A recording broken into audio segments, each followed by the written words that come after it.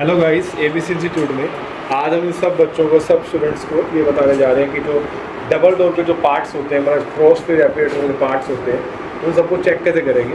तो हर एक पार्ट हमारे यहाँ रखा हुआ, जैसे कि मैं पहले पार्ट्स के नाम बताता हूँ। जैसे ये डोर स्विच होता है, इसे हम बल्ब कहते हैं या रेफ्रिजरेटर बल्ब कहते हैं। और ये हमारा डबल डोर का थर्मोस्टेट है, इसमें बटन नहीं होता, ठीक है। डबल डोर का थर्मोस्टेट। और उसके बाद ये टाइमर आता है, डीफ्रोस्ट टाइमर। उसके बाद ये बायोमेटल कम थर्मल फ्यूज़, ये दोनों इकट्ठे हैं, कंबाइन है। अलग अलग भी आते हैं, इकट्ठे भी आते हैं। और ये आता है D4 हीटर है, ठीक है। और फिर आता है हमारा fan motor, AC fan motor, face motor से चलती है। और फिर हमारा आता है कंप्रेसर।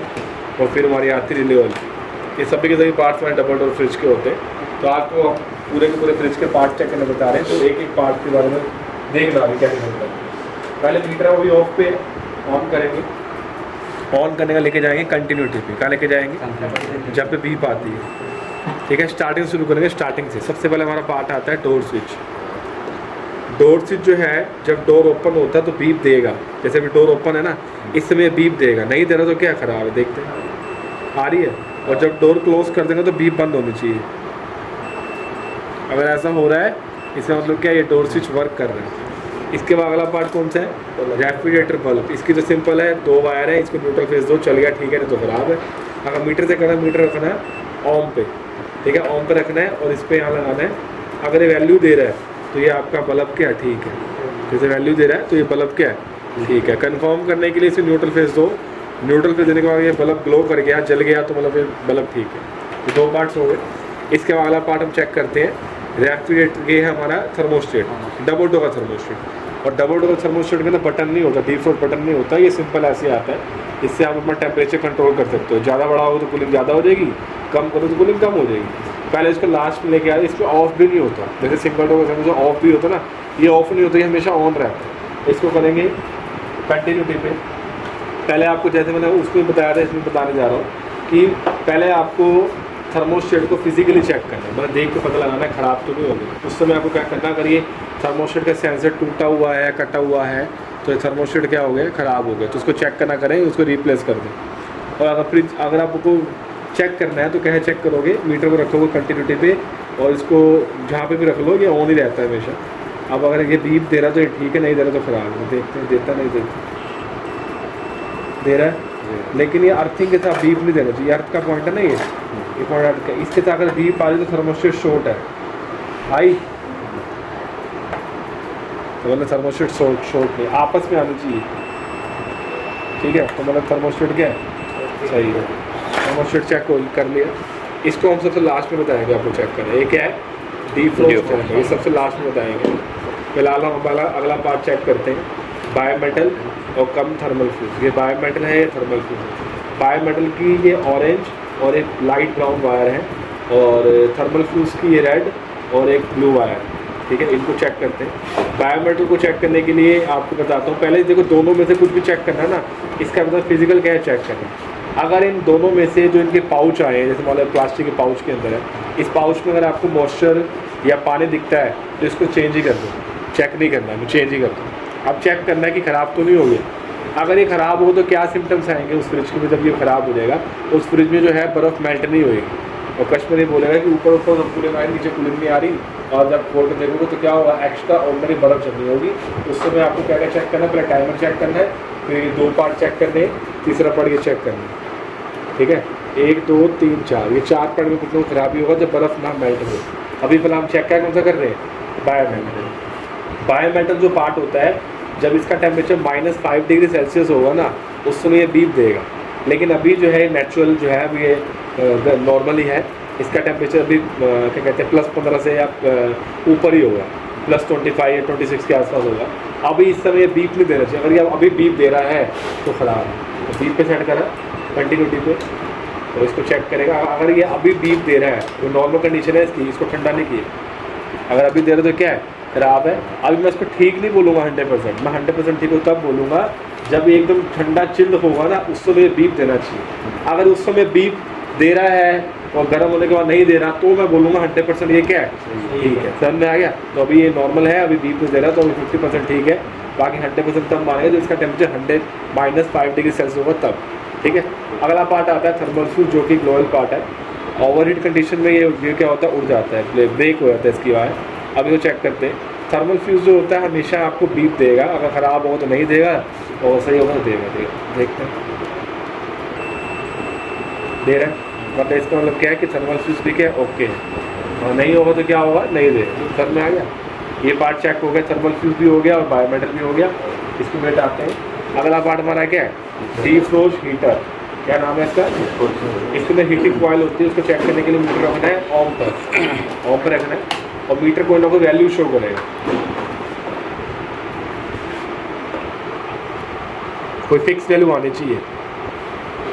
ये आ रही है 781 किलो ओम के आसपास है, किलो ओम में ही होता है हीटर की वैल्यू, किलो ओम में आनी चाहिए। कंफर्म करने के लिए मीटर से कंफर्म हो जाएगा। बाकी अगर 1% रोल करना है कि इन को न्यूट्रल फेस दो, अगर सप्लाई देने पर हीटर हीट कर रहा तो ठीक है, नहीं तो खराब है। ठीक है, अगला पार्ट देखते हैं। अगला पार्ट क्या है, फैन मोटर। इसका भी सेम ऐसा ही प्रोसीजर है जैसे इसका था हीटर का।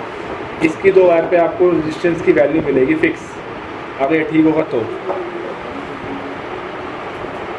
रेजिस्टेंस की वैल्यू मिल रही है ना, ये मतलब यार ठीक है। कंफर्म करने के लिए इसकी न्यूट्रल फेस तो जैसे मर्जी दे दो, चल गया तो ठीक है, नहीं तो क्या वो भी हो गया चेक।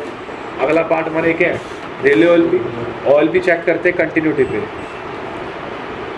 अगर बीप आ गई तो ऑयल भी क्या है, ठीक है, नहीं है तो क्या ऑयल भी क्या खराब है। आ रही है, आ रही है, नहीं आ रही तो मतलब ऑयल भी क्या है खराब। इसके बाद अगला पार्ट ये क्या है, रिले जो है आपकी बीप भी देखनी है, लेकिन बीप सुननी है, आपको वैल्यू देखनी है। वैल्यू अगर ये ठीक होगी तो 10 ओम से लेके 33 ओम के बीच में आपको वैल्यू मिलेगी, 10 to 33 ओम। अगर ठीक हुई तो अभी देखते हैं कितनी वैल्यू आती है, 40, 39, 38, 36, 34, कहाँ रुकती है आगे देखते हैं, 34.33। ठीक है, ये 33 समथिंग इसकी वैल्यू आ रही है। इसका मतलब क्या, ये रिले भी क्या ओके कंफर्म हो गया, रिले भी ठीक है, ऑयल भी थोड़ा ख़राब है, ऑयल भी देना सही बनी कोई। और ये बाकी ऑयल भी हैं, इनको चेक करते हैं कि ठीक है कि नहीं है। मुझे ये लग रहा है ये भी ख़राब है, बाकी कंफर्म करते हैं। ये भी ख़राब है, ये देखते हैं, ये सही है, ये ऑयल पी क्या सही है। और ऑयल पी की एक और आपको मैं चीज़ बताता हूँ, चेकिंग मेथड क्या है। जब oil P over heat condition में होगी ना, उसमें अगर बीप दे रही है तो इसको हम ख़राब मानेंगे। क्या मानेंगे, क्योंकि इसका काम ही यही है कि जब ओवर हीट में हमारा क्या कहते हैं कंप्रेसर आएगा, उस समय कंप्रेसर को शट डाउन करना या स्विच मतलब बंद कर देना, इसका काम है ऑयल पी ओवरलोड प्रोटेक्टर, मतलब ओवरलोड कंडीशन में कंप्रेसर को बंद करना। ठीक है, चलो जी, ये सारे पार्ट चेक हो गए। अब सबसे मेन पार्ट आता है हमारा क्या, टाइमर।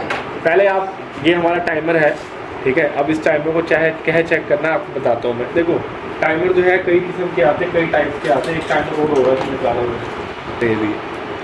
अगर इन दोनों में टाइमर में देखो डिफरेंस क्या है, ये टाइमर जो है ना, ये वॉलफुल कंपनी का है और इसमें 3 पॉइंट एक तरफ है और एक सिंगल पॉइंट एक तरफ है। और इसमें तुम देखोगे ये टाइमर में क्या है, चारों पॉइंट जो है सेम गैप के साथ लगे हुए हैं। अगर मैं इसकी बात करूं जिसमें 3 पॉइंट एक तरफ है, 1 पॉइंट सिंगल है, तो इसमें क्या होता है मेरे ध्यान रखना, जो सिंगल पॉइंट सबसे अलग है ना, जिसमें गैप सबसे अलग है, वो हमेशा होगा न्यूट्रल का। किसका होगा, उसको कोई चेंज नहीं करता। और जो बाकी जो 3 बचे इसमें बीच वाला जो मिड पॉइंट है हमेशा फेस का होगा। फेस बोल लो या कॉमन बोल लो, बात एक ही है। बाकी जो 2 बचे मतलब कॉमन के लेफ्ट राइट जो बचे, उसमें से एक है डिफ्रोस्ट मोड और एक है कूलिंग मोड। वो कैसे आइडेंटिफाई करते हो वो आपको मैं आगे बताता हूँ। ठीक है, ये तो हो गया। अब ये टाइमर है, इसमें देखो इक्वल है ना सारे गैप। इसमें आपको कुछ समझ में नहीं आ रहा कि न्यूट्रल क्या है, फेस क्या है। इसमें तो 1% आ भी गया, लेकिन इसमें कुछ समझ में आ रहा है। कल इसके अकॉर्डिंग चलते हैं। मैंने मीटर को रखा हुआ कहाँ पे, कंटिन्यूटी पे। और अभी अपने माइंड में मान लो मैं इसको मैनुअली सेट कर देता हूँ कूलिंग मोड पे। कहाँ सेट करता हूँ, कूलिंग मोड पे चलता है। 7 से 8 घंटे चलता है cooling mode, 7 to 8 hours in cooling mode. And defrost mode के चलता है 10 to 15 मिनट। और डिफ्रोस्ट मोड चलेगा 15 मिनट, 10 से 15 मिनट। और कूलिंग मोड में चलेगा 7 से 8 घंटे। आप देखते हैं अच्छा है कि नहीं है। पहले इसको डालते कूलिंग मोड पे, क्या डालते, अब डालना कैसे कूलिंग मोड पे। अब ये देखो मैं चला रहा हूँ, कोई कट की आवाज़ नहीं आ रही ना, और बड़ा देर हो गया, कोई कट की आवाज़ नहीं आ रही। इसका मतलब क्या है, ये आपका टाइमर जो है कूलिंग मोड पे है। अब इसको पकड़ दो इस तरीके से। अभी अपने माइंड में एक कंसेप्ट बिठाओ कि ये 4 पॉइंट है, 4 पॉइंट है। मैं मान लो मैं अपने माइंड में ये इमेजिनेशन कर रहा हूँ कि ये चारों पॉइंटों में ना ये लास्ट का पॉइंट न्यूट्रल है, लास्ट का पॉइंट न्यूट्रल होगा, चाहे वो लास्ट का राइट का लास्ट हो तो लेफ्ट का लास्ट हो, लास्ट पॉइंट हमेशा क्या होगा। अभी मैं ये मान लो कि ये मान लो क्या है न्यूट्रल, अगर ये न्यूट्रल होगा तो बाकी तीन के बीच वाला फेस होगा ना, होगा कि नहीं होगा, ऐसे तो होगा जैसे इसमें था। अगर ये न्यूट्रल मैं मान रहा हूँ तो बाकी तीन के बीच वाला क्या होगा, फेस होगा ना। और अगर ये फेस होगा तो कूलिंग मोड पे ये पॉइंट जो है अभी एक पे बीप दे रहा है, इस पे या इस पे कहीं ना कहीं बीप देगा जरूर, देखते हैं। अगर ये देगा तो देखते हैं कहाँ देता है, एक पे बीप आ रही है अभी कूलिंग मोड पे। अगर ये वाकई में फेस होगा, वाकई में ये न्यूट्रल होगा ना, तो जब मैं इसको डिफ़ॉल्ट मोड में डालूंगा मैनुअली तो इसकी जो बीप यहाँ आ रही है ना, यहाँ से हट के यहाँ आनी शुरू हो जाएगी। अभी आ रही है।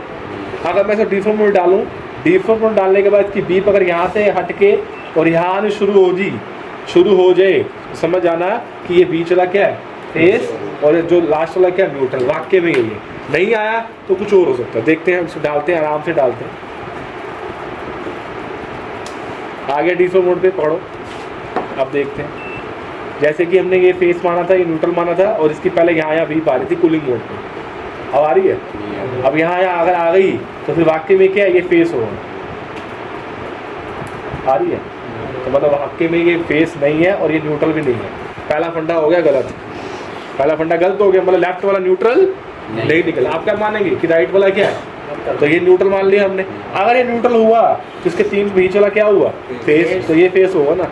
अगर ये फेस हुआ तो इसकी बीप इस पे भी आएगी, इस पे भी आएगी, लेकिन अभी एक पे आएगी। देखते हैं कहाँ आती है, अभी नहीं आ रही, यहाँ आ रही है, यहाँ आ रही ना। अब मैं इसको अगर मैनुअली इसको डालूंगा कूलिंग मोड में, अगर वाकई में ही यही इसका फेस हुआ, वो होएगा ही, वाकई में इसका यही फेस हुआ तो इसकी बीप यहाँ से हटके यहाँ आनी शुरू हो जाएगी। अब देखते हैं आती है, इसको आगे करते हैं हल्का सा। देखो मैं हल्का आगे करूँ, देखो फिर से आवाज़ आई, कट करके आवाज़ आएगी, देखना ये क्या हुआ, डिफ़ॉल्ट मोड में आउट हो गया। पहले आया था, अब आउट हो गया। इसमें टाइम बहुत शॉर्ट होता है डिफ़ॉल्ट मोड में। अब देखो पकड़ दो,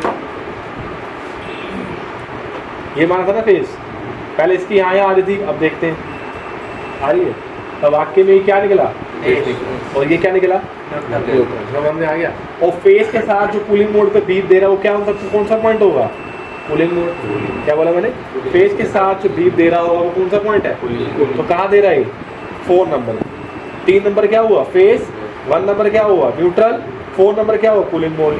अब देखते हैं कि 2 नंबर जो है या 2 नंबर जो है वो वाकई में डिफ़ॉल्ट मोड है या नहीं है। तो क्या करेंगे, मैनुअली इसको कहाँ डाल देंगे, डिफ़ॉल्ट मोड पे। अगर मैनुअली मैं इसको डिफ़ॉल्ट मोड डाल दूँ तो इसकी बीप 4 से हट के 2 पे आ जाएगी। देखते हैं,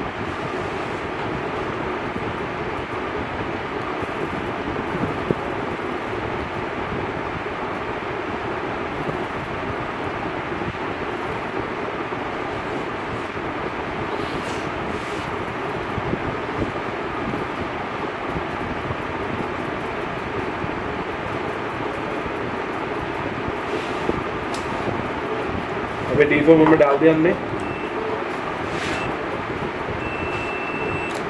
आ रही है ना इन दोनों में। इसका मतलब कंफर्म हो गया। फिर से बताता हूँ, 1 नंबर न्यूट्रल हुआ, 3 नंबर फेस हो गया, तो कंफर्म हो गया। पहले 3 के साथ 4 पे बीप आ रही थी जब मैंने इसका कूलिंग मोड, जब मैंने इसका डिफ़ॉल्ट मोड सेट किया था, ठीक है। तो पहले इस पे आ रही थी ना, अब आ रही है। अब ये कहाँ है, कूलिंग मोड पे, अब ये डिफ़ॉल्ट मोड पे है, सॉरी, तो यहाँ भी आ रही है, पहले यहाँ आ रही थी। तो क्या हुआ, ये न्यूट्रल हुआ और ये कूलिंग मोड हुआ, ये फेस हुआ और ये डिफ़ॉल्ट मोड हुआ, अभी यहाँ आ रही है। ठीक है, समझ में आ गया। तो होप करते हैं आपको वीडियो अच्छी लगी होगी। इस वीडियो में मैंने आपको डबल डोर फ्रिज जो होता है हमारा डबल डोर, उसके सारे पार्ट्स मैंने आपको चेक करने बताए। Thank you so much.